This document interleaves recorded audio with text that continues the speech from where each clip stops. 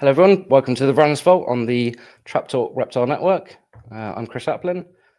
Thank you guys for joining me tonight. This is the last show of 2024. I've got something a little bit different in store for tonight. So I'll be doing a presentation on the tree monitor complex. I'll just wait for a few more people to log in. I do apologize if I look a little tired. It's currently 5:30 here in the morning in Indonesia. Different to sort of the usual podcasts of doing like an interview type podcast. I thought I'd try something a bit more educational. Hoping in 2025, if you guys enjoy this, then we can do some more sort of presentations like this, and I'll get other guests on to do some more presentations. So as I said, this is going to be live, so do expect some mistakes. This is the first time I've actually done the whole presentation in front of anybody, but I hope you guys are going to enjoy it. Just get to some of the comments here. Hi, Lucid Boreals. Thank you for tuning in, mate. Hi, Dan. How's it going, mate? Hi, Dendrodro. Thank you very much for tuning in. And now the pressure's really on. I've got Sky or Ty or Scott Iper joining me. So yeah, like I said, I'll just wait for a few more people to log on and just see if you guys enjoy this presentation. I've put a lot of work in. It's taken me like the last 6 months to put this all together. So I'm hoping you guys will enjoy it.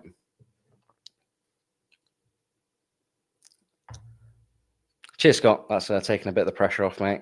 Like I said, this presentation is sort of a light version to the book that I hopefully will be writing. I need to just get a crack on with that. I had a big conversation with Scott, and he sort of put the fire up with me to get that sorted. Asleep on the sofa. Well, I've been up since 4 a.m., mate, but thank you very much for joining in. So like I said, this is sort of a natural history sort of presentation. There's nothing really on captive care, but you can sort of learn some things throughout the presentation that might help you guys in captivity. I also realized that not a lot of people actually like reading books these days. So I thought I'd put this together, maybe get some people interested for when the book actually does come out. And then I've been able to include quite a bit of video and bits like that I wouldn't be able to get into the book. So as I said, I'll just wait for a few more people to log on. I did get up at 5 a.m. to try and get all the time zones covered. Cheers, Dave. Like I said, I just need to get a crack on and start writing it. Like I said, this presentation's helped quite a bit, giving me a few ideas of where I'd like to go with the book.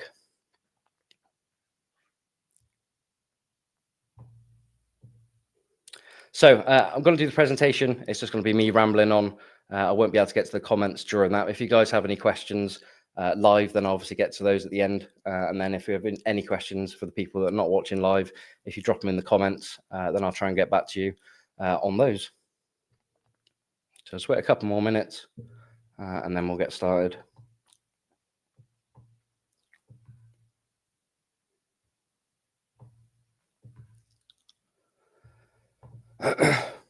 So got questions coming in already. I don't know if this is Scott or Time speaking to. Let me know which one it is. But as I'll get to in this presentation, I'm going to talk about two what I believe new species sort of hiding in plain sight, a lot sort of like we saw with the green tree python complex. And then I am actually working on describing a species that I discovered.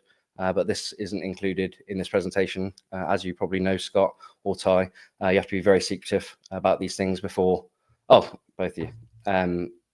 Cheers, guys. Thank you both for tuning in. Yeah, as you guys know, you sort of have to be very secretive about any new species before they're actually described.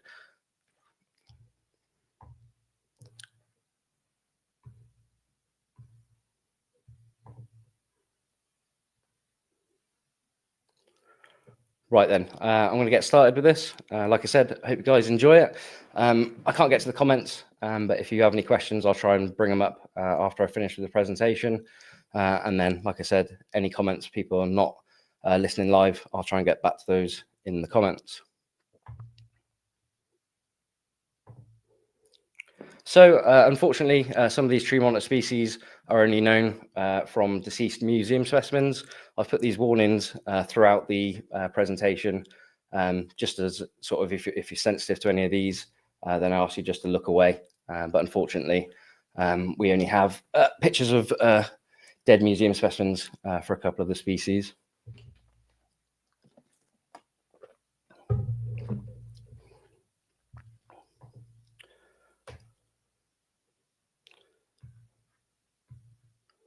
So the tree monitors, the Varanus prasinus complex.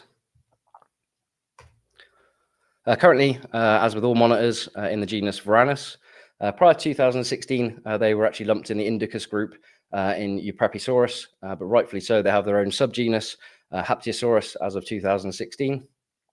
Currently, 9 recognized species of tree monitor that are listed there.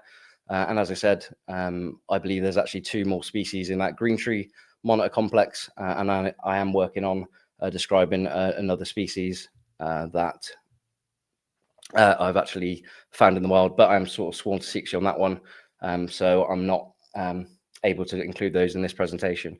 As soon as I'm allowed to talk about it, obviously I'll be letting you guys know. So here's a range map of all the current tree monitor species. As we can see, their range across the whole of Papua New Guinea into West Papua, especially the Raja Ampat region. There's a high degree of speciation there, and then obviously into the north tip of Australia on the Cape York there.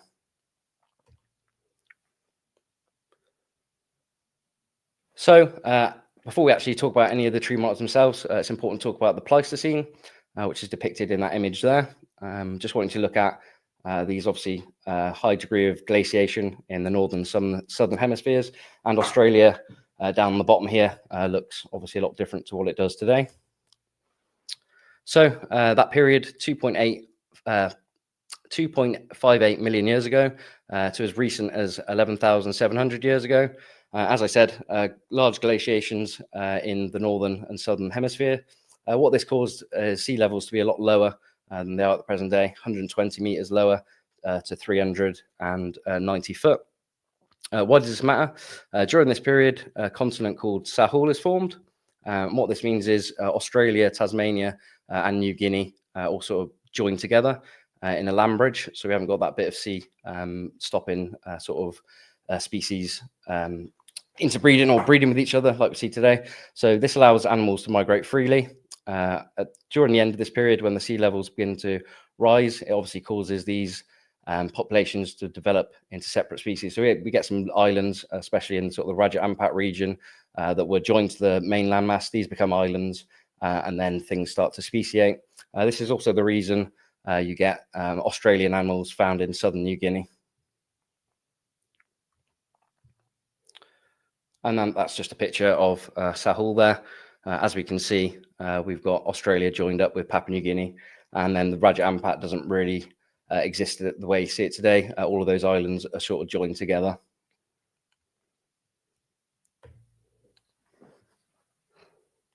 So let's start with the green tree monitor, Varanus prasinus, first described in 1831 as Monitor viridis. Unfortunately, this holotype was lost, so then they were redescribed as Monitor prasinus in 1839. Most recently, obviously described by Robert Sprackland in 1991 as Varanus prasinus. During this presentation, I've actually included the local names where I know them. So these would be known as Soa Soa Hijau, and then the scientific name taken from the ancient Greek prasinus, which means leek or light green, which is obviously quite fitting. So these are the most widespread of all the tree monitors, found across the whole of Papua New Guinea and into the island of Sulawesi, and also found on the Torres Strait, the bit in between Australia and southern New Guinea. It has been said they might be found on the Australian mainland, but there's no documented proof of that so far.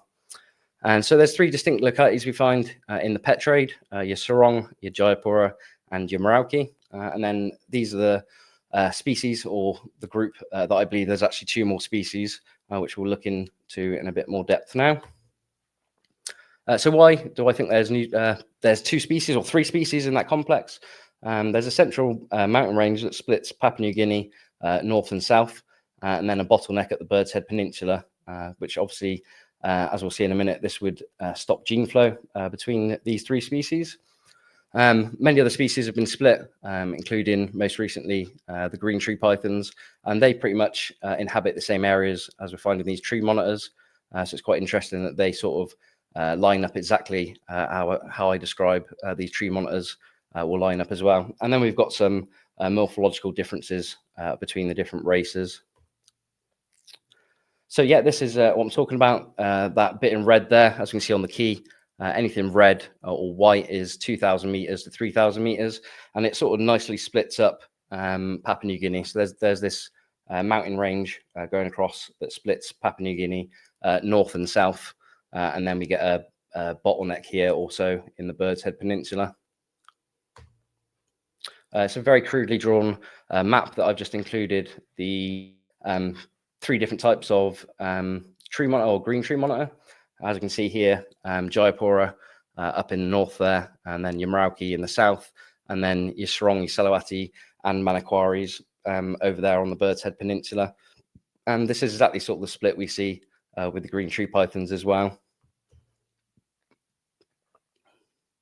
So when you get them side by side, you can see morphologically they are quite distinct, but we'll look at each species or each race or whatever you want to call it at the moment in a little bit more detail.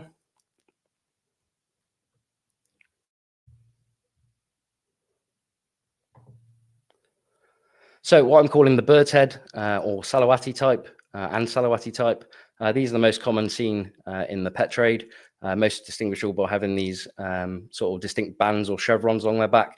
And then these actually display the highest level of that blue or turquoise color that we're all quite familiar with in between the bands. As with all tree monitors, they do vary quite a bit. So this is 3 different animals. Throughout the presentation, I've tried to pick out just a few different animals just to show you the bit of variance in the species or locality. But yeah, they're quite distinct as having these sort of chevrons along the back. And then, like I said, some of them show a high degree of blue or turquoise coloration. And then again, throughout the presentation, I've tried to include as many pictures from the wild. This is a green tree monitor found in Salawati.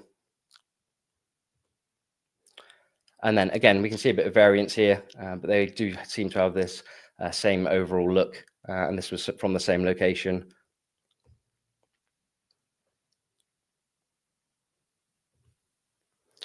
And then another one found in Salawati eating a katydid.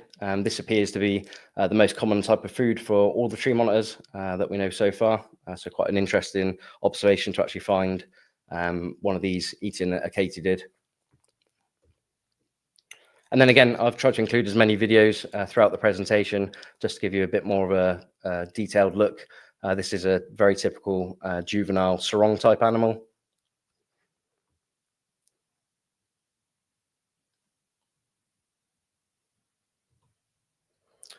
And then, like I said, I've included these range maps. So that's where we see these bird's head type animals in relation to the rest of the tree monitor's range. And then just a closer look. So like I said, these are also found in Salawati, the island here, and then obviously in Sarong all across the bird's head. Interestingly, Manakwari does have a mountain range there, but there is enough lowland forest to allow these to breed with a strong type. So as you see with the green tree pythons, I believe all of these would probably warrant their own species. So again, I've included habitat information and sort of temperatures. These will become quite repetitive, so I'm not just going to keep reading them out. All the tree monitors are found in a sort of equatorial zone. So the daylight and nighttime is 12-12 pretty consistently throughout their range. And then again, the temperatures don't seem to vary that much either, which is to be expected. But where these are found, obviously your average temperatures being 30 centigrade in the daytime and very typical average humidity of 85%. Here's some just personal readings I've taken whilst in Salawati looking for green tree monitors. So as we can see there, 90% humidity and 29 Celsius. And then just some habitat photos. I know you guys like looking at these to try and sort of replicate them in captivity.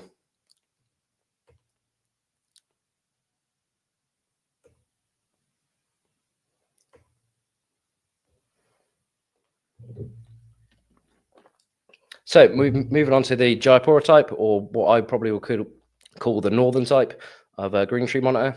These are the ones that express this faded pattern with these thinner crossbars, and they're less likely to express that blue coloration found in strong type animals. That pattern tends to fade out a lot more as they get to sort of older adults. And then these animals also sort of show this more Kelly green, I've described it. So it's a different green than we find in your Merauke or your strong type animals. Again, just 3 different animals there. As you can see, it's pretty typical, that one on the left-hand side with this faded pattern. But they can retain some of those bands, although obviously we've got a different look than we find in that Vogel top or Bird's Head Peninsula type animals. And then again, a pretty textbook looking Jayapura prasinus.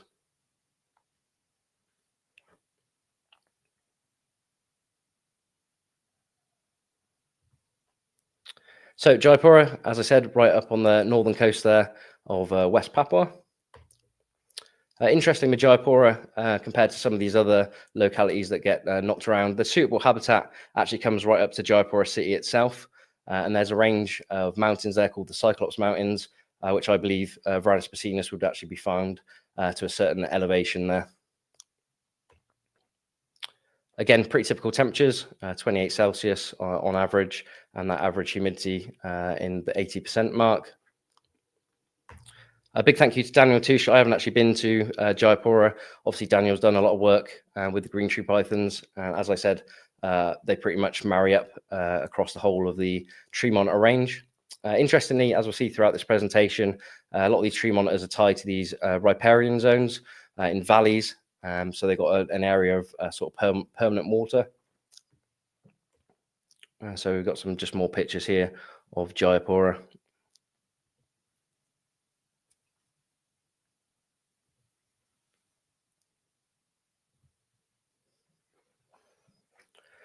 So that moves us on to the Merauke type prasinus. Merauke is probably not the greatest name for these, as I'll explain in just a minute. But these are most distinguishable by having that reduced netted pattern that forms these ocellies, rectangular ocellies. These are always lacking the blue coloration that's found in some of the Jayapura types and then in the sarong types. And they usually have this lighter green coloration. They also appear to be the smallest out of the 3 races of green tree monitor. And they also tend to have a pale coloured throat, often white, but can be bright yellow. Interestingly, again, with these, they're quite sexually dimorphic in some cases as adults. That's a female, you can see on the right there, so it's got a less distinguished sort of pattern, as we can see in the 2 males there on the left. That's quite distinguished and easy to see. These females tend to have this more not so defined pattern.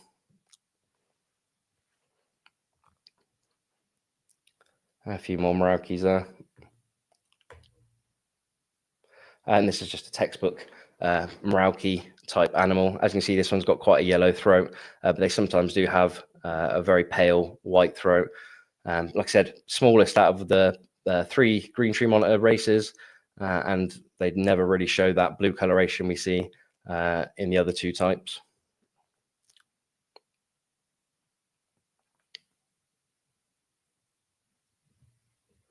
So Merauke, right there on the southern coast of West Papua. So like as I was alluding to earlier, Merauke itself is unlikely to have any green tree monitors. The habitat there is actually more like Northern Australia. As you get further north, the habitat starts thicken, as said by Daniel Natouche. Again, I haven't been to Merauke, so I'm sort of getting second-hand information. Obviously, Daniel's been there with his work with green tree pythons. But I've spoken to a few people in Merauke, and they say the habitat sort of around Merauke itself is most like Northern Australia. There's an area called Mooting north of Merauke, which will contain Salvadori prasinus and green pythons. As we get further south, so closer to Merauke, there's a change in habitat from rainforest to sort of bamboo forest. It is possible they might make it all the way to Merauke if they're sort of following rainforest down on the sides of riparian habitat, but it's pretty unlikely from what I've spoke to people about. Again, pretty average temperatures there. I did find one record of it getting pretty cold, so 15 Celsius. So it might get a little bit cold in Merauke itself. And then again, humidity right up there at 95%. So that's that area of mooting where these tree monitors are most likely to actually be coming from. And that's about 80 miles north of Merauke itself. And then the habitat around that sort of region is this more typical tree monitor type habitat, quite thick forest. And then as we work our way towards Merauke, it starts looking a lot like Australia. And then this is pretty much a replica of what you'd find in Northern Australia, places like Darwin. This isn't suitable habitat for tree monitors. This is more likely where you'd be finding Varanus similis and frilled dragons, that kind of thing. And then again, a lot of the area around Merauke seems to be these sort of floodplains, which obviously isn't suitable for tree monitors. And then again, these grassland areas, not really any suitable habitat there for any tree monitors. More likely to be finding panoptes and blue-tongued skinks in these sort of areas. So I've included the Australian type of Varanus basinus on their own. I'd more likely think that they'd be grouped in with the Merauke types, like we see with the green tree pythons, all being in viridis, so your southern New Guinea animals, all being in viridis. I think the same would probably apply to the Prasinus as well. These are the least known of the Prasinus types.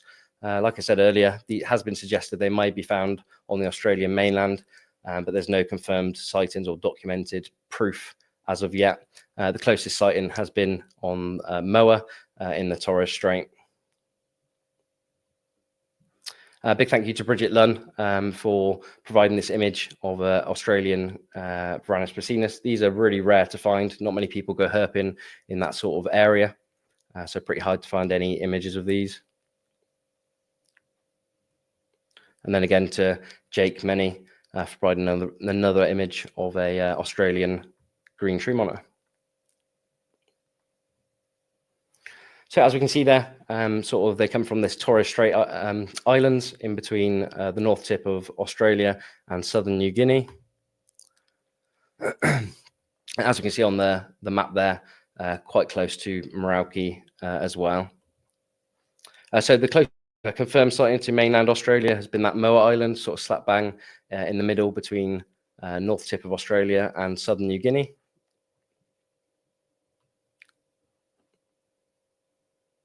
So why does it matter? To people like me that enjoy taxonomy, it's quite important.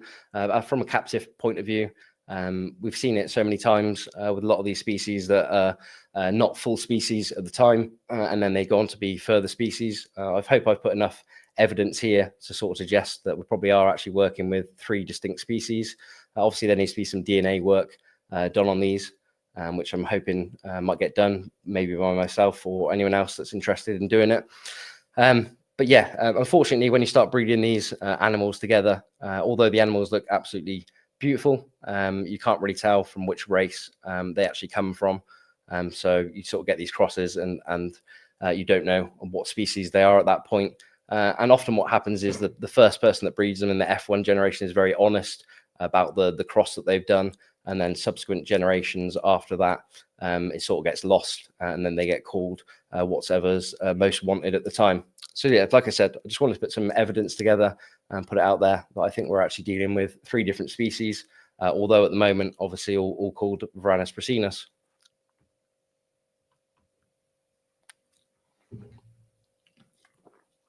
So let's move on to another species, the black or arrow tree monitor. These were described in 1874. Anything that was described that long ago, the taxonomy obviously jumps around a fair bit. These were obviously lumped in with Cordensis or a subspecies of Cordensis at one point. But as of 2007, Varanus beckeri. The type locality for these is Wakam on the Aru Islands. The local name would be Soa Soa Hitam, and named after the Italian explorer Odoardo Beccari. So these were first bred in 1997. Interestingly, the hatchlings are born with this sort of grey to whitish bands. These sort of fade out as they get to adulthood. Within about 6 months, most specimens have lost that colour and become a sort of fully uniform black species, which sort of have a different degree of white on the snout. And then again, these are just 3 different beckeri we have here, showing that uniform black coloration. And then some juveniles or babies that I've bred, showing that typical juvenile pattern. Like I said, some appear to be more whitish even at this age, and sort of some of them have that green coloration. But unfortunately, or fortunately, depending on what camp you're in, they do lose this as adults. And then sort of a video here of Varanus beckeri, and you can see there just a little bit of white coming through on the snout. Some have more and some have less.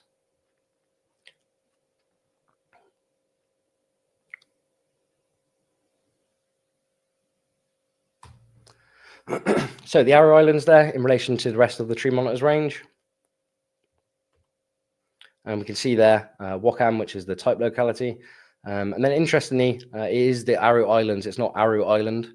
There are 6 main islands with 85 smaller islands sort of satellited around those main islands.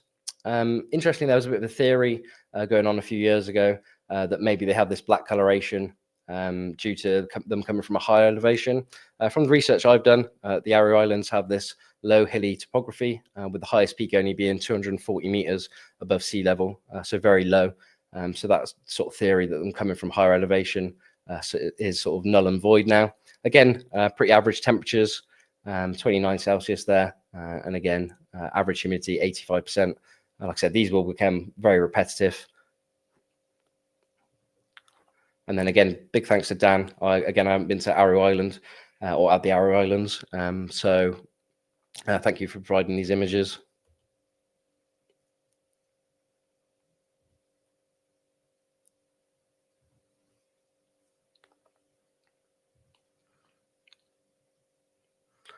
So let's move on to the next species, the golden spotted monitor, Varanus bomi.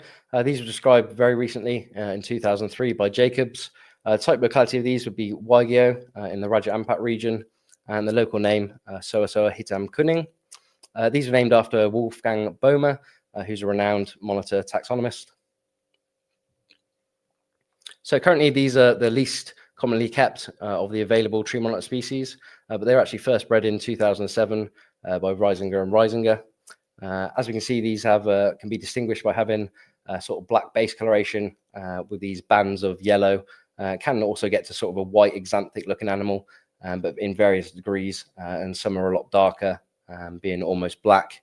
Ida Muller imported some animals that do actually have a red coloration. I've included those in the presentation, so we'll see those in just a sec. Again, 3 different animals here. So that axanthic or whiter looking animal we can see on the right is quite a common phenotype with these, and then we have sort of varying degrees of yellow and banding pattern. So they're quite variable, but an absolutely beautiful species.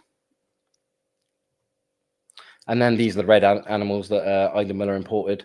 I'm yet to actually see any with this sort of reddish coloration.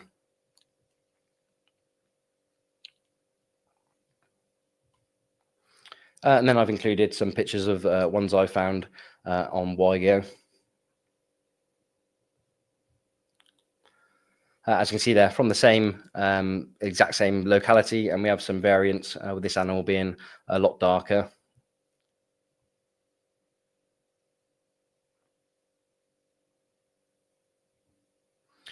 And then a video of the one of the animals we managed to find on Waigeo. It's a pretty special day to find these. Put a lot of effort traveling all across Waigeo to pretty much every town we could find, just to see if they'd find any of these. And right at the end, we managed to find some people that had actually seen them in the forest near that village.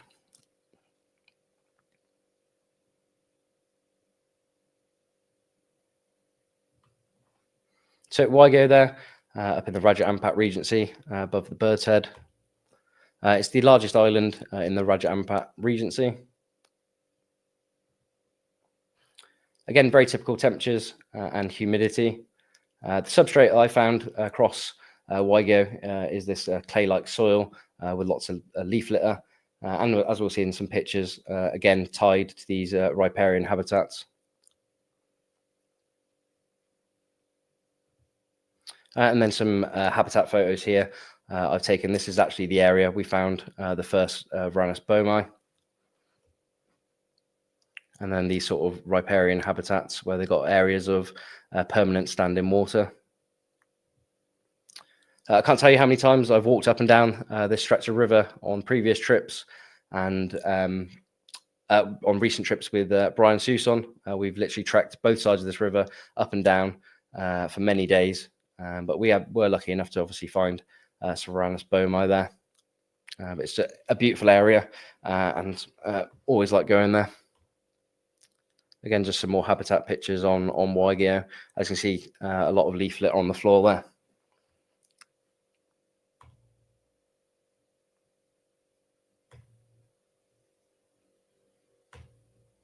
And then again, just some personal readings I've taken in Waigeo.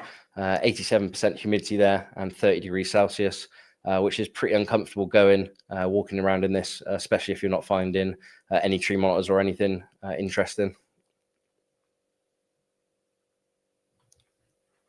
And then some UV readings I've taken in Waigeo. Obviously, these are pretty anecdotal. I haven't been there throughout the year, but across all the tree monitor range, I've sort of found that the 3.5 on the Ferguson zone is about average, and then we can get up to sort of 13 on really sunny days and direct sunlight, and then obviously down to sort of 0 on sort of dense canopy.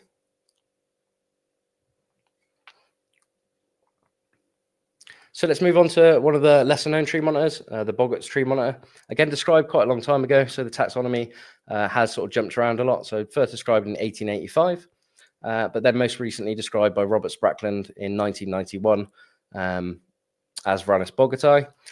Type locality being the Ferguson Island. Unfortunately, as it comes from that Papua New Guinea side, I can't even take a guess at what the local name would be, but was named after Charles M. Bogert, the creator of the Department of Herpetology at the American Natural History Museum. So, to my knowledge, these have never been kept in captivity. Again, coming from that Papua New Guinea side, they wouldn't even allow exports. And these are distinguished by having that black coloration, black base color, and they seem to have a colored snout. This is yet to be confirmed of what color snout that actually is. And these can be differentiated from Varanus beckeri, which is sort of your other black tree monitor, by having much more pronounced nuchal scales. Luckily, I was able to speak to Des Hume, who actually took this image here, and big thanks to Des for providing the image. I believe this is the only image we actually have of a live Varanus bogerti. So Des Hume said he encountered a single specimen on a hillside in Siboney on Normanby Island, and he also states that another was found in the rainforest alongside the village. So as I expect, these are probably not a rare species. It's just very hard to get to that area to see what's going on with these. Again, so it's a bit of a warning. We only know these from deceased museum specimens, really. So look away now if you are offended by seeing anything dead. So here's a picture from Robert. Again, Robert's been really helpful to me with all the work I do with tree monitors. And so he provided this image. As we can see there, very pronounced nuchal scales on the neck. And then when we get it next to Varanus beckeri, we can see that the head scalation is a lot different between the two species. And as I alluded to earlier, they seem to have this coloured snout. I don't believe it's actually orange. I'd imagine this is something to do with the preservation of how they're kept in the museums, probably in formaldehyde, and it's called this dyeing of this color to orange. It'd be interesting to know what color that snout actually is in nature. And again, that image from Des Hume.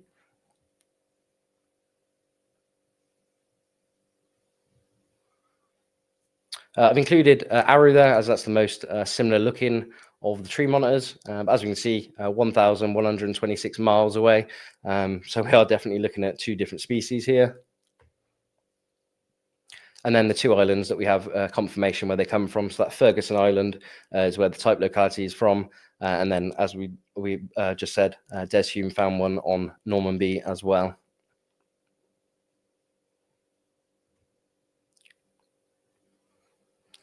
So let's go on to the Australian canopy goanna, or Varanus keithorni. Again, taxonomically sort of jumped around the place a little bit, but now known obviously as Varanus keithorni. The type locality for these is Bootham on the Cape York, and named after Keith Horn, who is a Sydney-based herpetologist. So to my knowledge, these have never been kept outside of Australia, even by any zoos. And these were first documented to be bred by Steve Irwin and his team at the Australia Zoo in 1996. And they're only found in between these two ranges, the Iron Range and Micklethwaite Range on the Cape York. As Scott said on a previous podcast, there doesn't seem to be a suitable habitat across the whole of Cape York. So they're sort of defined to just that strip where there's some suitable habitat. A big thank you to Ryan Hart for providing some images here. We have of Varanus keithorni in the wild. Again, these can be quite variable from the pictures I've seen. Unfortunately, I haven't been able to go and see them myself. Like I said, some of them show quite a bit of green coloration. And then some are more this black color, and some of them are also quite silver in coloration.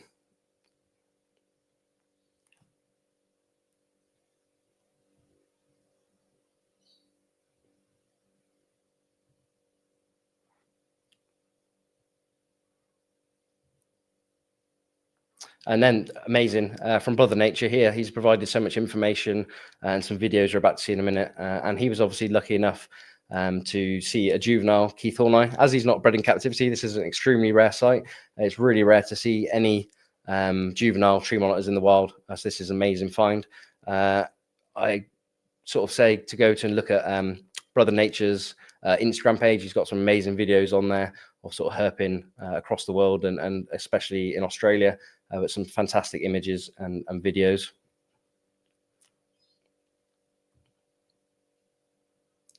So again, a bit like the other tree monitors, they seem to lose a bit of pattern and color as they get older, but they do seem to be highly variable.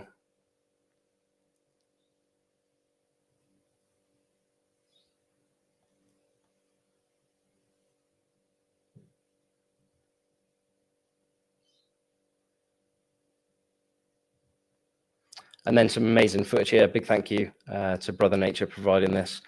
Just amazing to actually see, obviously, tree monitors in the wild doing their thing. This one's actually on the hunt for some food.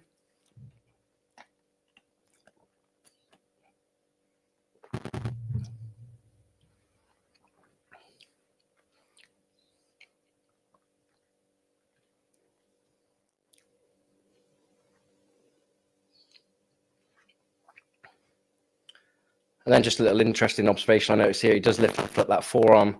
As we see in captivity, these tree monitors are very dexterous. So I believe if he did find some food in there, he might have used that forearm to actually dig it out and grab it.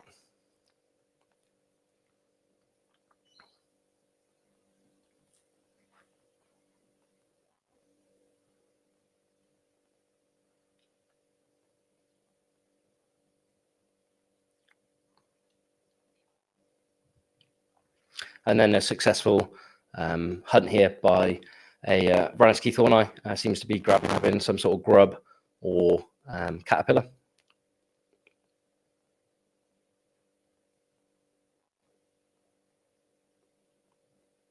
And then interesting, like we see in captivity here, it goes off to a different limb to where it caught it to actually eviscerate its prey. And then again, some amazing footage here of that juvenile specimen.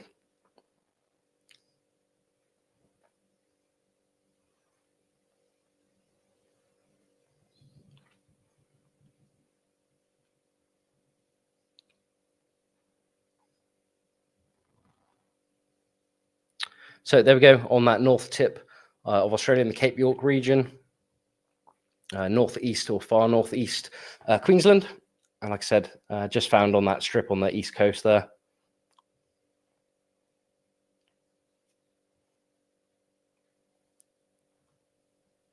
So again, a very typical tree monitor type habitat and temperatures.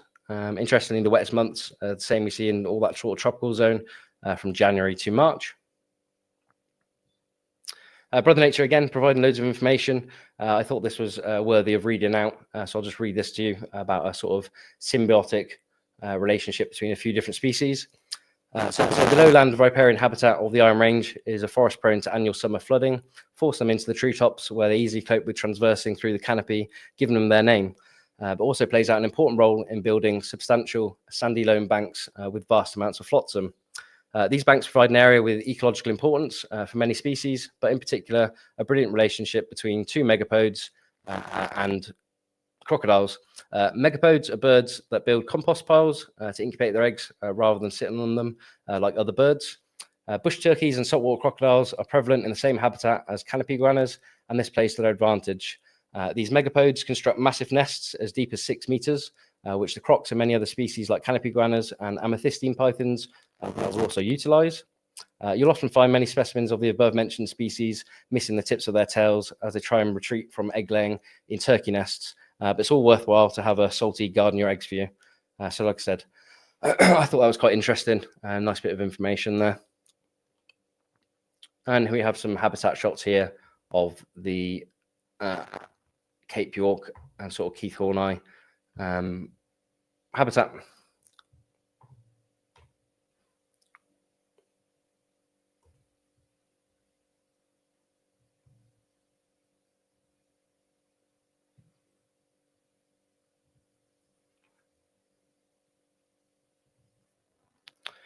And then again, Brother Nature spoiling us here with some drone footage across where we'd find Varanus Keith Horneye.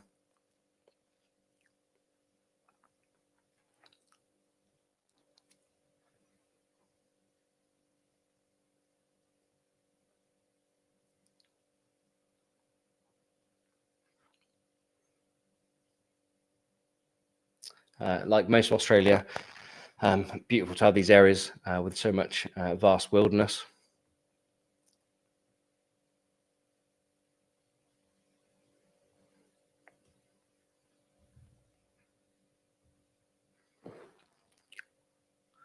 So let's move on to the Biak tree monitor, or Varanus caudensis. Again, these have jumped around a fair bit, but as of 2007, obviously known as Varanus caudensis. Type locality for these being Biak, and local name would be Soasoa Hijau. Named after the Cordo or Mizor region that's now known as Biak or Superii. These are probably the most variable of all the tree monitor species within color and pattern. This pattern tends to be a sort of reticulated netted pattern that tends to fade out as they get to sort of older animals or as they get older. And then the color can vary quite a bit on these between gray and jade green. Interestingly enough, these are the smallest of all the tree monitors. And then again, 3 different animals here, just showing a bit of variation in color and pattern. So very interesting species. And like I said, very small compared to some of the other tree monitors. And then interestingly, this is an animal from Yapen, which is obviously the island south of Biak. I don't know if they all look like this here. It'd be interesting to do a bit more research there just to see what's going on. And then a video of a very textbook looking Varanus caudensis.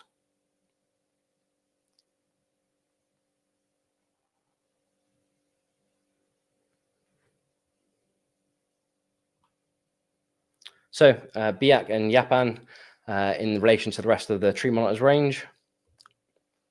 And then the 2 islands just there. It wouldn't surprise me if they're actually found on Numpfor and Potaido as well, but just needs to be a bit more research coming from that area. Again, typical tree monitor habitat with these dense forests. Interestingly, on Biak, the substrate seems to be a limestone substrate, but very similar temperatures we see across all this range again, 32 Celsius, and that humidity always around 80%. Again, a big thank you to Dan McNush. Obviously, he's done a lot of work with green tree pythons from this area, and so he's provided some of the images we see here.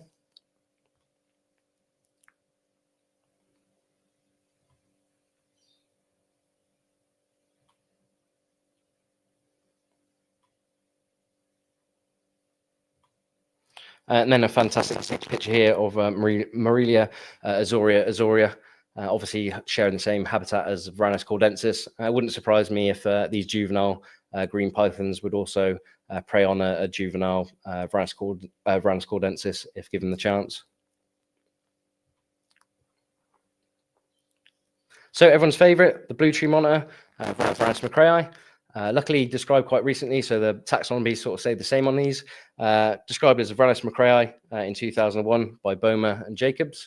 The type locality on these would be Batanta, most likely actually Island, which is sort of an island off mainland Batanta, but also considered Batanta itself. Anyway, the local name, Soasoguru, and named after Duncan McRae, who's the former owner of Herpetofauna and the Rimba Reptile Park in Bali. So I've said this story a few times, but I will just say it again just for anyone, because I find it very interesting.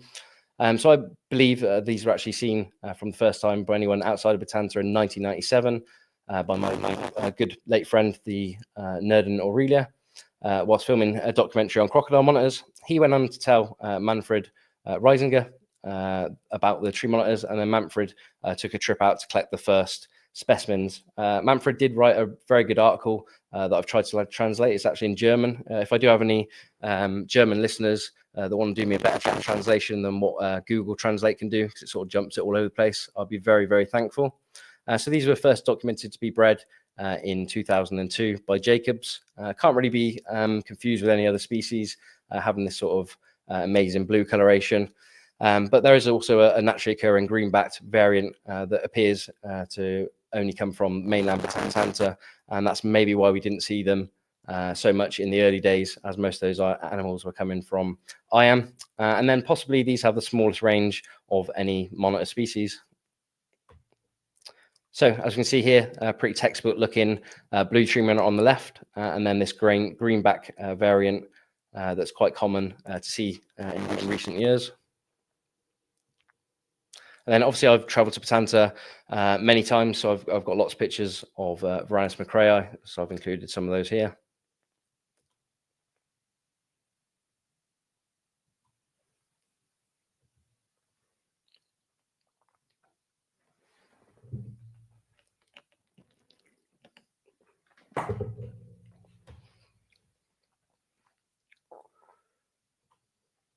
And then just a video of that sort of textbook looking Varanus macraei. Again, these can vary a fair bit, some having bigger blue spots, and some having a bit more black on them.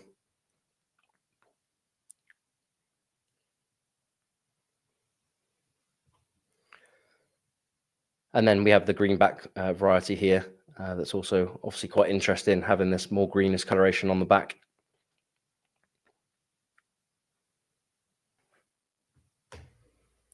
And then this is an animal I actually found on my first trip to Batanta, really good looking male here. And obviously has that sort of textbook coloration. This was actually found near Amdui, where there's been some papers written saying they're actually extinct around that area. This is not actually true. We have found several specimens right next to that village. And then releasing that same animal back into the tree we found it in, which is always an amazing experience.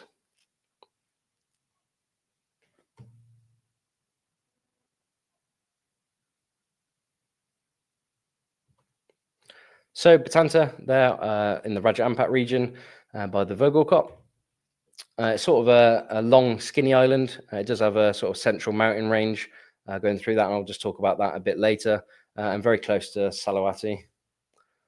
So here's IAM Island, which I believe would be the actual type locality of these, sort of 1 mile off the coast of mainland Batanta.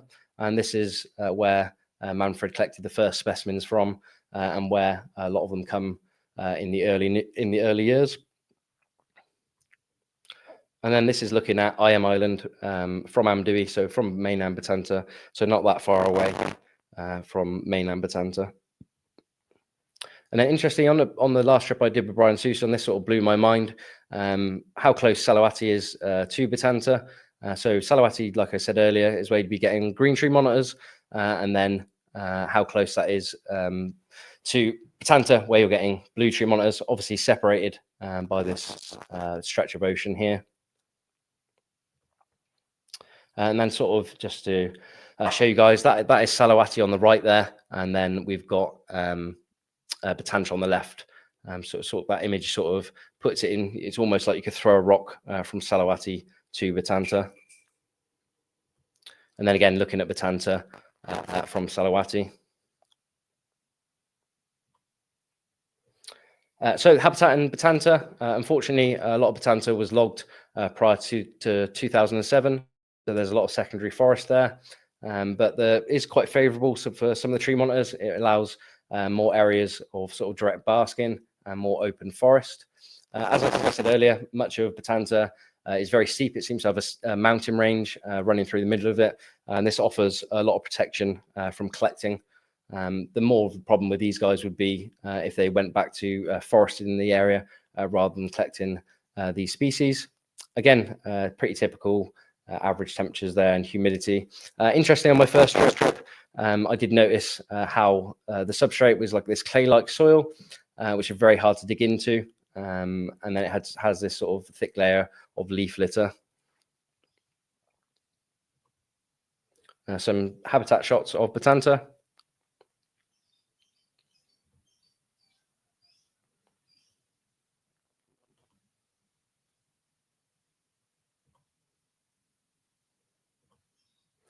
So these are one of the areas, like I was talking about earlier, there's a bit of local logging here, and these become great habitats for tree monitors across the range. We saw the same sort of thing in Salawati as well for the green tree monitors. So these allow the monitors to get to a sort of higher basking temperature before they retreat back into more dense forest.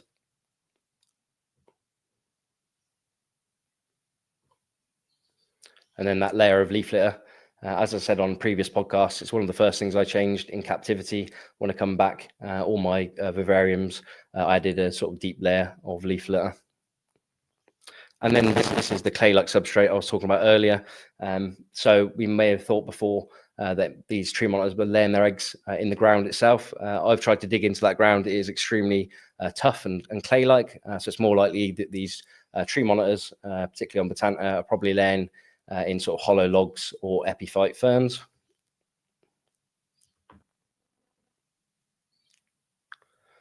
So that moves us on to the Mizul or yellow tree monitor. These are actually my favorite out of all the tree monitors. Described fairly recently in 2005 by Eindemüller and Wicker.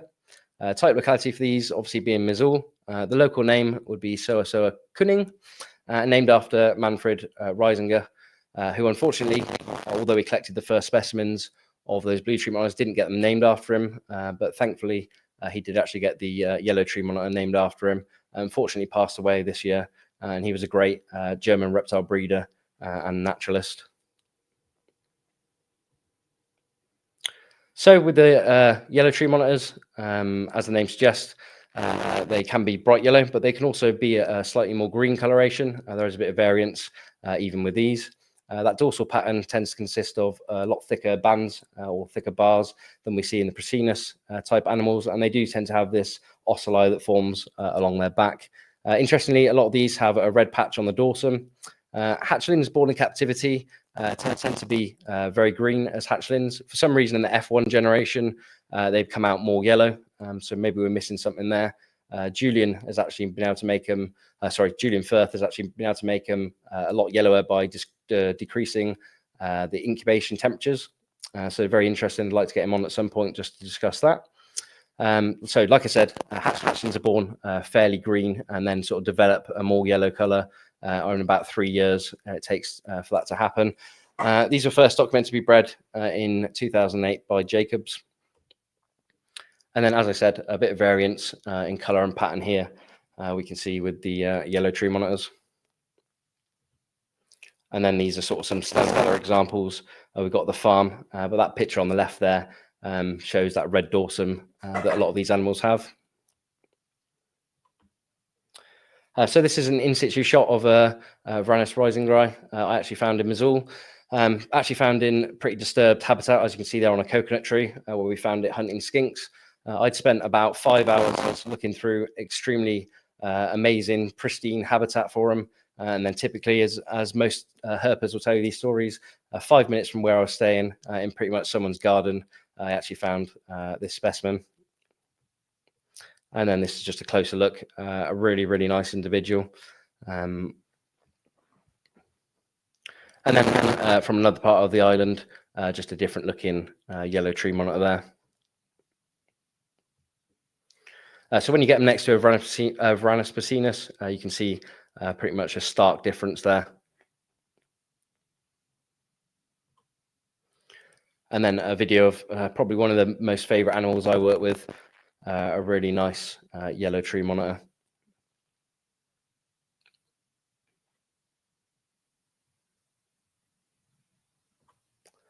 Again, big thank you to Peter. These were probably some of the first yellow tree monitors actually bred in captivity here in Indonesia at the farm.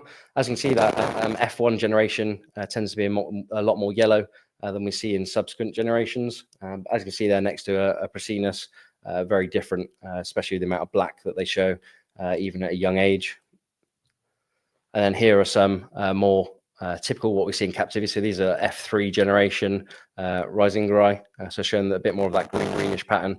But like I said earlier, this does develop over 3 years. In about 1 to 2 years, they get another influx of sort of yellow coloration. And then releasing that animal I was talking about earlier back up the coconut tree where we found it.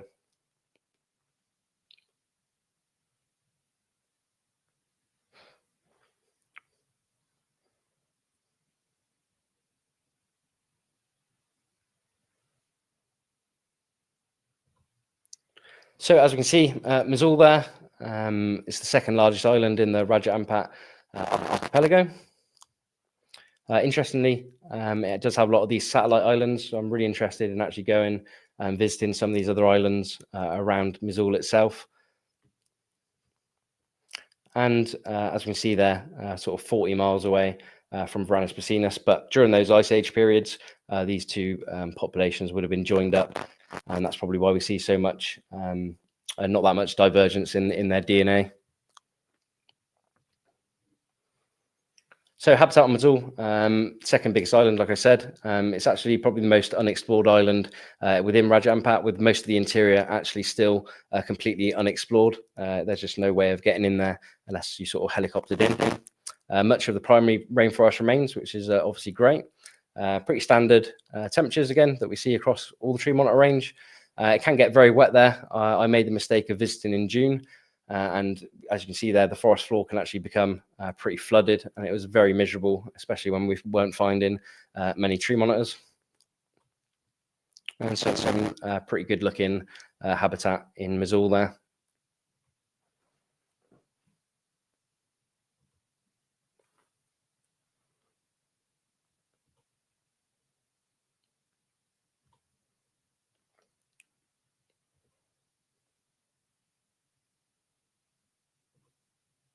And then this was the disturbed habitat. That's the actual coconut tree.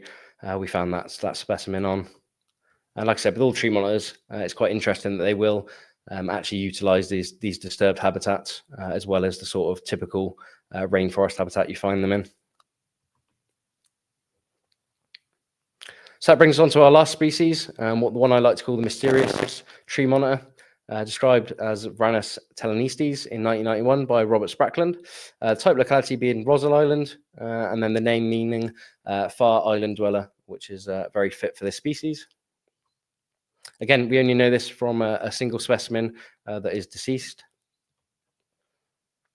So Robert described these as having a green coloration with some dark pattern. Ida Miller later described it as having more of a dark brown pattern. I believe this is probably, again, due to that preservation method that they use. Again, probably in formaldehyde that's darkened the animal up over time, as we see with a lot of these museum specimens. The single voucher specimen for this is kept at the Queensland Museum. And as I said, the furthest eastern range of any of the Prasinus complex.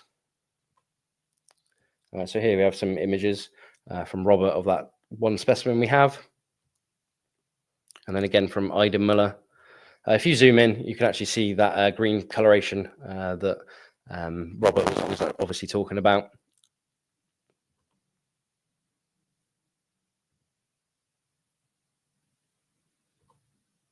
So as we can see there, right on that eastern range, as given them their name. Not much is known about Rossel really as far as these tree monitors concerned. Luckily, a lot of birders are actually going there these days, so I do believe if they are on there, we'll get more specimens and more photos of specimens turning up. I have a trip planned there myself to try and see what we can find. And then I've just included how far it is away from Bogert, which is sort of the closest species. So we're looking a good 207 miles away. So that brings us to the end of the presentation. I hope you guys have enjoyed it. I just want to say a big thank you to everyone listed there.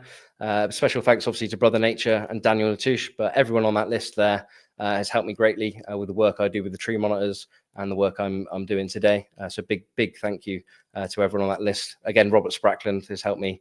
I mean, everyone on that list has played their part. So a big thank you to all you guys.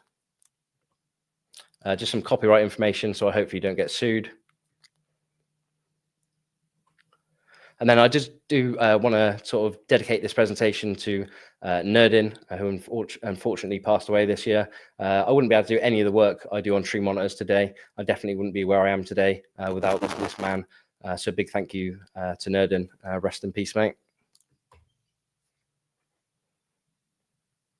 I know these are not dead specimens, but this is the 6 Indonesian species I sort of lined up for a photo, but they are very much alive.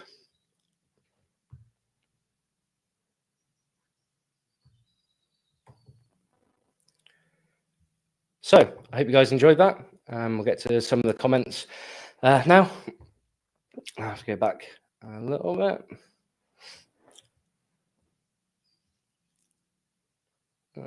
Big thank you for all these comments, guys. It really means enough. Like I said, I was pretty nervous about doing this presentation. I hope you guys enjoyed it. And like I said, I'd like to get a few more different people on to do similar sorts of podcasts. I do love the interview type podcast, but something a bit more educational sometimes gives a little bit more value possibly.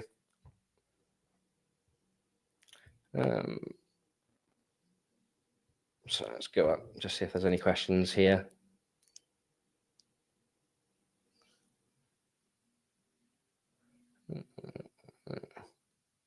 So I did answer this one earlier, but as I said in that presentation, I do think there's another 2 species in that green tree monitor group, and then I am working on describing a new species that I actually found myself.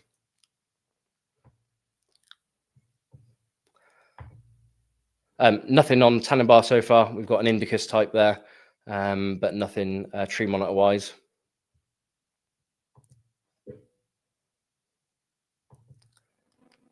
So notice what I was alluding to, ice treetops, the 3 localities there, they've got these biogeographical barriers.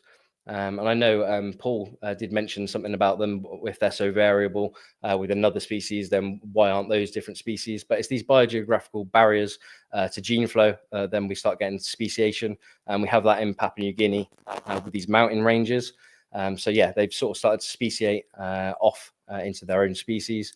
Exactly why we get like a blue tree monitor on Batanta and then a green tree monitor on Salawati. Obviously, I haven't done enough work to see if there is any place. I think Daniel did say in some of his work with green tree pythons, there might be an integrated zone. This wouldn't actually matter to taxonomically. It's not really recognized, these integrate zones for describing new species.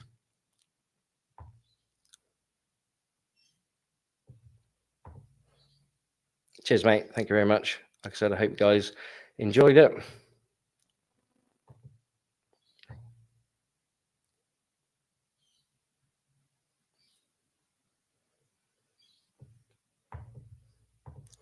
Cheers, MJ. Thank you, obviously, for letting me do this podcast. Big thanks to you, mate, for letting me on the network.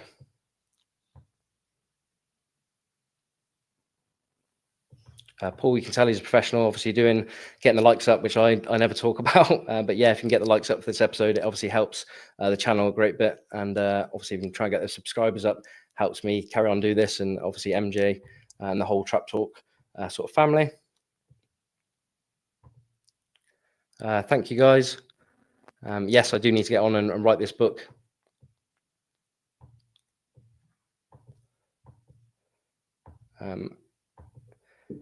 Yes, I can make the PowerPoint available if anyone just gets hold of me on my Facebook or Instagram, then I'm sure I can send it out to you. That's not a problem. Yeah, a fair bit, guys. They definitely bask in direct sunlight. Even on the sort of canopy, they do seek out areas. And like I said through the presentation, they seem to seek out these areas where they get more direct sunlight. They're not just under the sort of dappled sunlight we see under the canopy. Tend to come out basking sort of 8 in the morning, and then by sort of 12 to 1 o'clock, they've warmed up enough and either hunting or they've retreated back into their roosts.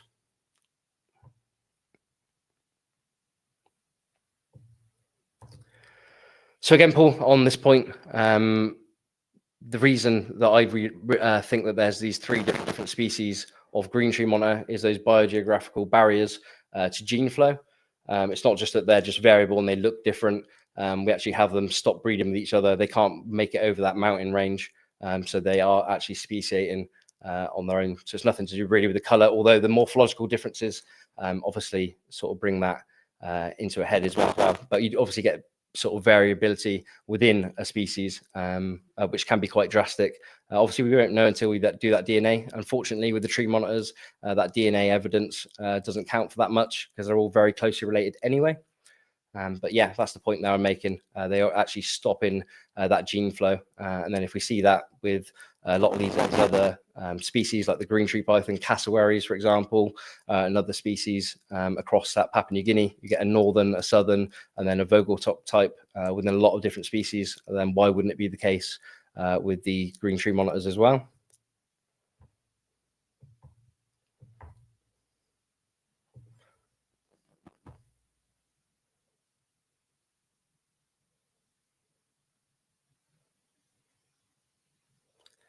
So just going through the chat.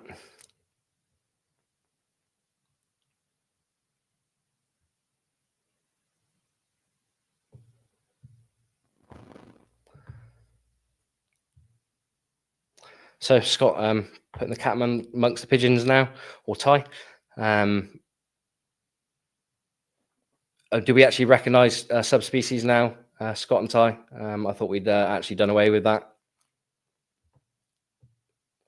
But DNA-wise, they're all very, very, very close together, especially rising gray and Prasinus. But they haven't deviated that sort of long ago.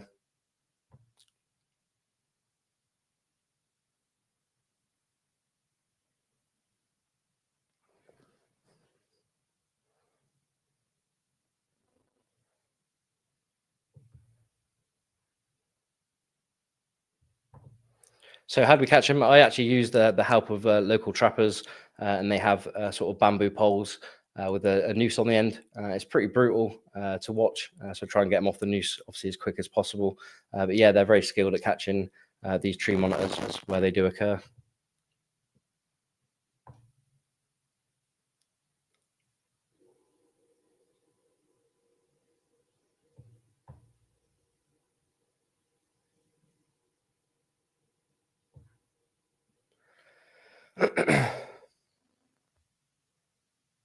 Cheers, Paul. And yeah, I believe probably subspecies are. I don't know. I'm not a taxonomist, guys. If you speak to a lot of people, they don't like subspecies. Quite interesting that obviously Dan Natouche did make those species subspecies. I don't know what obviously with taxonomy we don't have this gold standard of what should be what.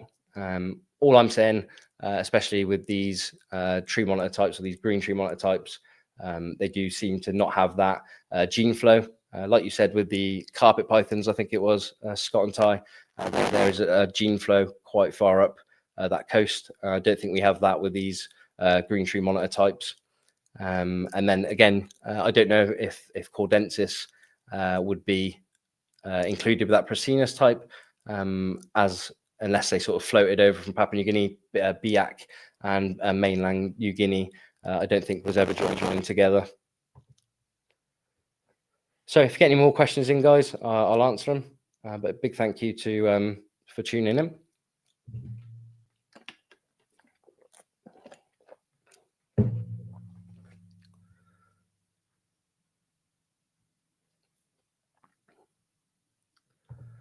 So a bit of captive stuff here. Thank you, Michael, for tuning in, mate. What is the one key most important thing we should be definitely including in captivity? Let's have a think about that. I said pretty simple things like that leaf litter, like I've alluded to before. I think that's pretty good. It provides some enrichment for them as well.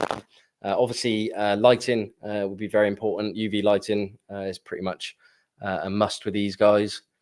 But anything else, obviously, the bigger the better. They do use a lot of their sort of enclosure space. Now I've kept them outdoors. It's pretty hard going back and seeing them in smaller cages. They will do fine in there. Obviously, they breed fine in there, but it's nice to get them outdoors in these sort of bigger cages. But yeah, that's all I can think of off the top of my head. Obviously, good lighting. The other thing, not to overfeed them. With all the research that's been done, they don't seem to eat a lot of protein, and definitely not rats and mice. So lay off those. It should be sort of an 80 to 90% insectivorous diet.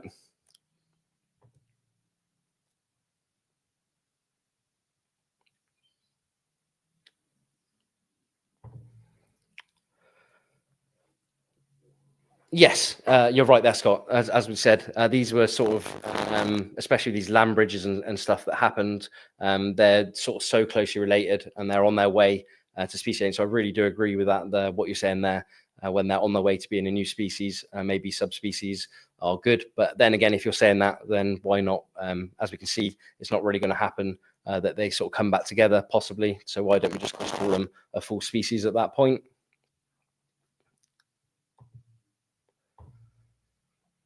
I really don't know at the moment. I'm in talks with about obtaining some legal specimens to enable us to actually do the science on there and the DNA work on that. But like I said, as soon as I know anything about that, then I will let you guys know.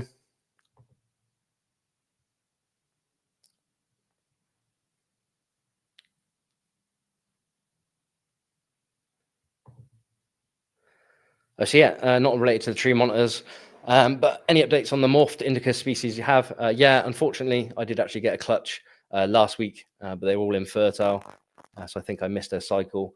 It would have been her first clutch, so hopefully that might have been the reason. But yeah, I'm feeding her up again, and then I'll give them another go at breeding that species.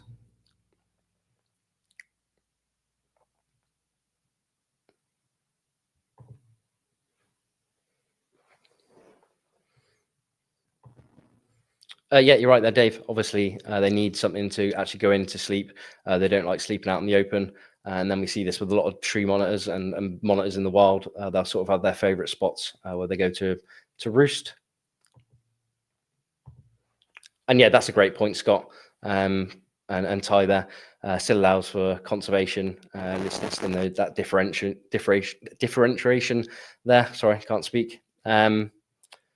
So yeah, like I said, I don't know what your thoughts are, Scott. On obviously they've got it's not C that's stopping that gene flow there. We are looking at sort of more mountain ranges. So I'd be interested to know your thoughts on what you think. If you think they were just subspecies, or do you think they warrant full species?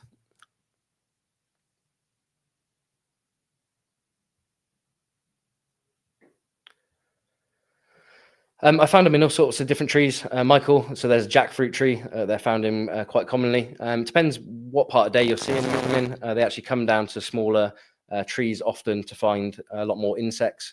And then there are some sort of ironwood trees, or there's a tree called the itchy tree, which are these sort of big buttress trees that they're probably more likely to be roosting in those. So like I said before, they actually go up, sort of come down in the morning and bask, and then sort of move to a lot of these smaller trees to find insects, and then they'll retreat back to these bigger trees at night time or when they finished hunting.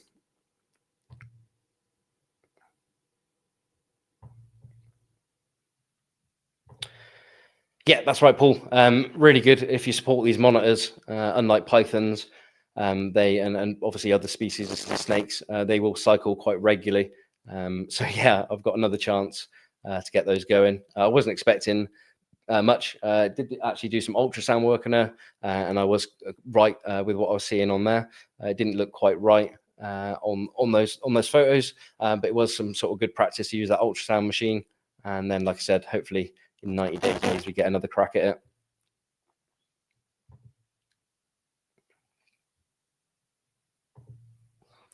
Yeah, that'll be interesting to see what actually morph we're working with there. I have my ideas. It might be some sort of exanthic. Speaking to Nick Mutton, he said these actually do work sort of an incomplete dominance. So there might be some visual markers, and then the homozygous form is obviously that's sort of one we see there with that pretty unique sort of pattern and color.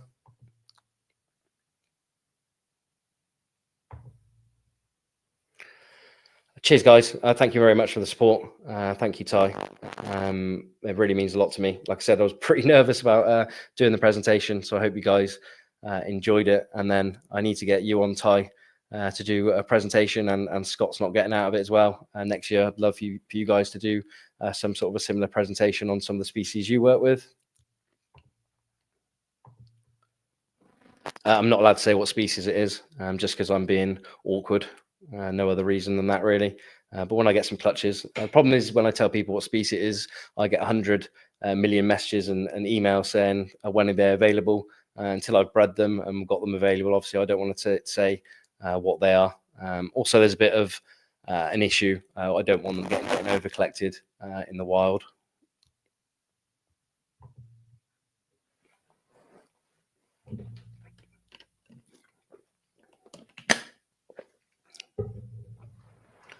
So I'll give it a few more minutes. Like I said, guys, if you want to get any questions in, if you aren't catching this live, then please drop the questions in the comments and I'll get back to you.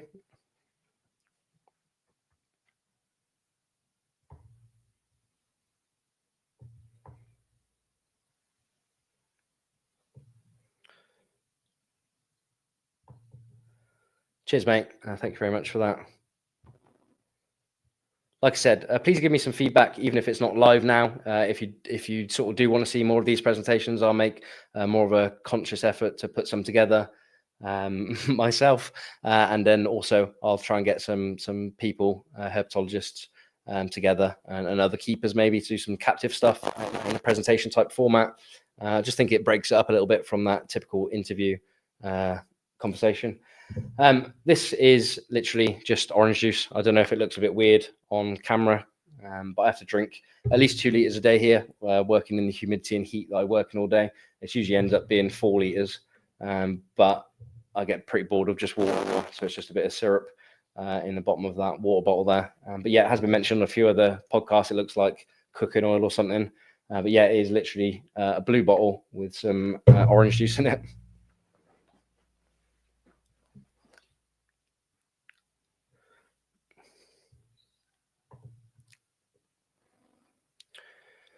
You're saying that after multiple generations of CB Mizul tree monitors, they get greener and greener. Is that still the case from breeding the highest yellow animals back to each other? Haven't done enough work yet. Obviously, I've only been at the farm for a short period of time. I haven't actually bred any of the really yellow ones with the really yellow ones yet. Interestingly, I don't think it will. I think we're actually missing something possibly. Like I said, Julian Firth has done some work with reducing incubation temperatures, and he got a lot yellow animals. I really wish Julian would come on one of these podcasts and just talk about that. He's done the same thing with Varanus Prasinus, where he's got some really turquoise animals and actually made them exactly the same as sort of what we'd find in the wild, just by reducing incubation temperatures, which I think's very interesting, obviously. But yeah, I don't know. Like I said, that first generation for some reason comes out a lot more yellow than the sort of subsequent generations. But they all do end up sort of a yellow color in some varying degrees. And a lot of people are put off by buying that species or working with that species as they see those sort of green babies and think, well, why is this exactly the same as a Prasinus? But they're not. A lot of yellow animals. Nick actually was on a podcast recently on the Trap Talk Reptile Network, and he was explaining that a lot of this yellow pigmentation sort of comes in after a year. And they get a second wind or a second amount of this yellow coloration, and I've seen that for sure with the babies that I've bred myself. Sort of within about a year, they get to a sort of ugly stage, and then as you get into the second and third year, they get a real boost in that yellow color again.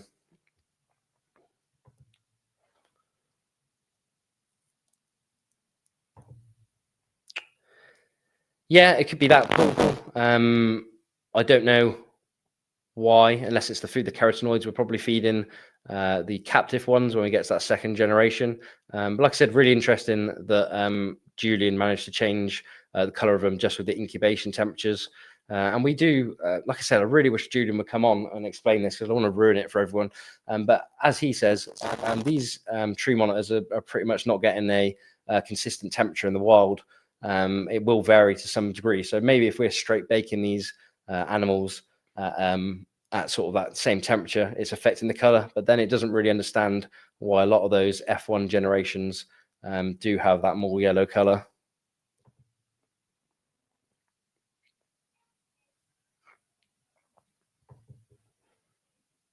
So that's interesting. Again, that might be to do with that incubation temperature. If you cook them a lot hotter, they seem to lose the color. But again, it could be the lighting, heating. We just don't know. Someone really needs to do some work and do some real research, because otherwise it's all anecdotal evidence.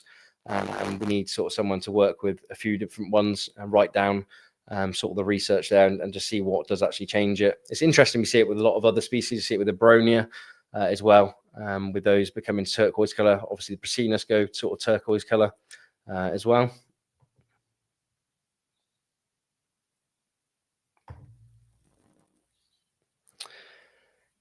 And yeah, exactly that.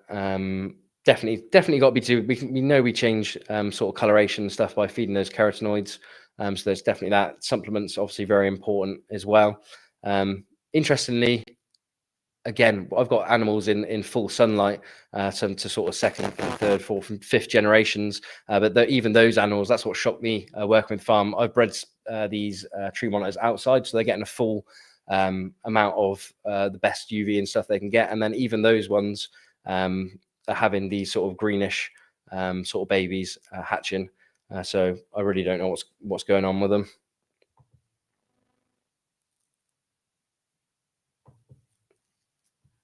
And yeah, like I said, it's interesting theory. It can change the sex, so yeah, why wouldn't it change the coloration? Like I said, Julian needs to come on and stop being a wimp and get on and show us. He's got some amazing photos of Prasinus and stuff that he's changed the color on. It's a stark difference as well. And they actually come from the same animal. It'd be interesting to see if he actually changed anything else or if it just was that incubation temperature.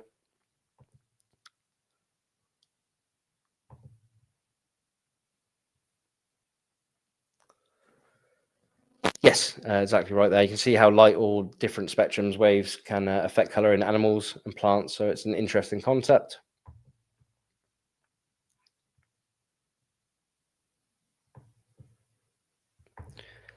Yeah, there just needs to be some more real science done. It's all okay, me speaking anecdotally about what I've seen, and then obviously we can all say it's all different things, but without sort of writing it down and doing some real science and just changing one thing at a time, we'll never really know what's going on with them. So it's a big project there. Not the easiest project to obviously breed the amount that you probably need to get a real good bit of science going there. But yeah, be interesting, even on a small scale, be interesting just to see how much you can change the color of different incubation temperatures. Like I said, Julian's done some good work on that. But yeah, it'd be great if more people could probably try it and then see if we get some sort of coloration there.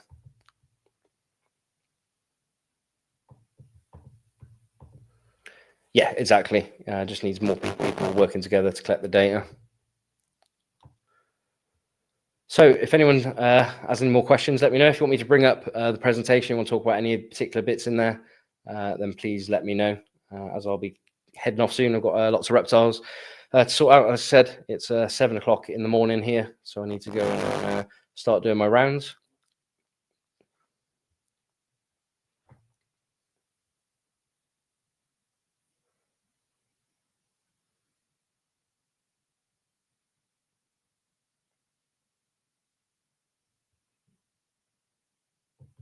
So quite an interesting one there from Kevin. Biak Island form is interesting. It follows the green trees breakup and then smaller. So on island populations, depending on a lot of factors, we actually get either sort of a dwarfing of the species or a sort of giant of the species. So maybe that's what's going on Biak, where we've got sort of a dwarfing of the Cordensis and yet the green pythons getting a lot bigger than we see with the other races.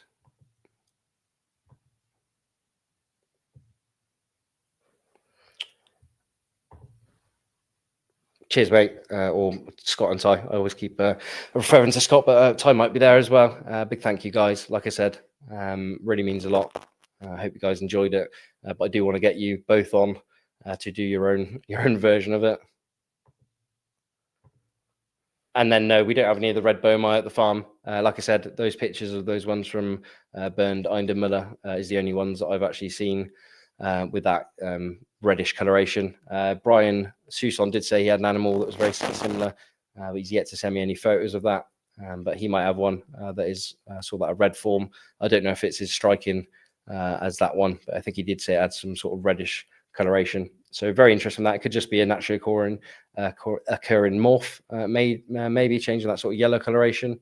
Bernd was pretty adamant they might have come from a different part of Weiger. So we just don't know. But yeah, we've got maybe 50 bowmai at the farm, and then none of them have that reddish coloration. Thank you, Accurate. Like I said, it really means a lot to me, guys, for you guys to enjoy this. And like I said, hopefully in 2025, I'll have some more shows like this for you, especially if you guys enjoyed it. So just going to give it 2 minutes, guys. So if you get any questions in, then let me know. Obviously, this is the last show of 2025. 2024. We'll have some more shows in 2025, sort of probably towards the end of January, as I'm going back to England, and then I'll be back in Indonesia as of 2025, and then we'll get some more shows going there. I've got some pretty cool guests lined up already. Again, big thank you to MJ and the Trap Talk family and the network. We've got podcasts now every day of the week, which is really cool. So there's almost always some content for you guys across there. And then again, if you're really into monitors, we've got Jin and Mike sort of going the other week to me with their podcast, all monitor talk. So excellent. I'm going to close it out there, guys. I just don't seem to have any more questions coming in. Like I said, if you're not listening live, then drop them in the comments. Please like, comment, and subscribe. And then yeah, I'll see you all in 2025. Hope everyone has a lovely Christmas and New Year. But thank you all for tuning in. I'll see you guys soon. Cheers, guys.